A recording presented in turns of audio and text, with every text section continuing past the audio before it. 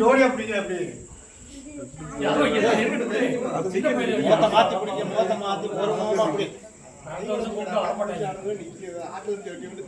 மாத்தி சின்ன ஆடு மாடெல்லாம் உணங்குது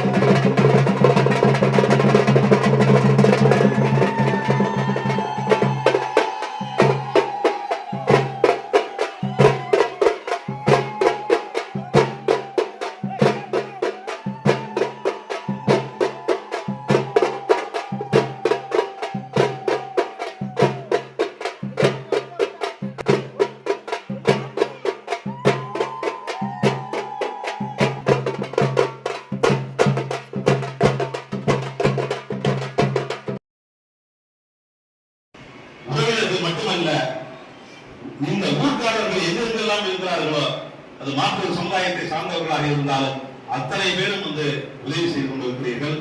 பெருமையாக இருக்கிறது. சென்ற ஆண்டு ஒரு ஆடாவது நீங்கள் இங்கே வந்தீர்கள். இந்த ஆண்டு 2 ஆண்டு வந்திருக்கிறது. அடுத்த ஆண்டு 3 ஆண்டு வரும் நினைக்கிறேன்.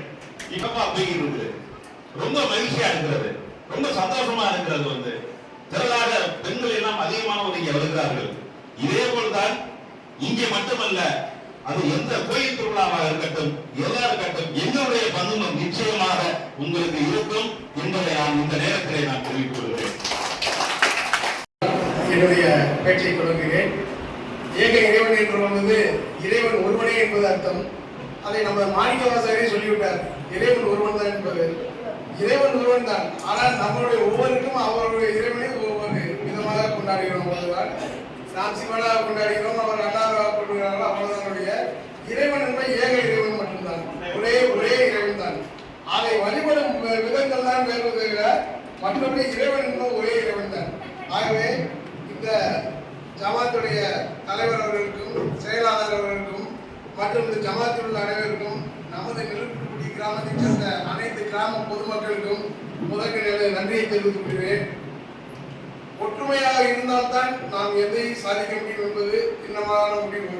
ஆகவே இது வரும் காலங்களிலும் நாம் இந்த கந்தூரி விழாவிற்கு இன்று அவர்கள் சொன்னது ஒரு ஆளாக இருந்து 2 ஆளாக இருந்து இன்னும் வருடம் கூடுமையிலே குறைவதற்கு வாய்ப்பில்லை. ஒவ்வொரு வருடம் கூடிக்கொண்டே இருக்கும். நம்முடைய ஒற்றுமையை அதே போல் கூடிக்கொண்டேதான் இருக்க வேண்டும்.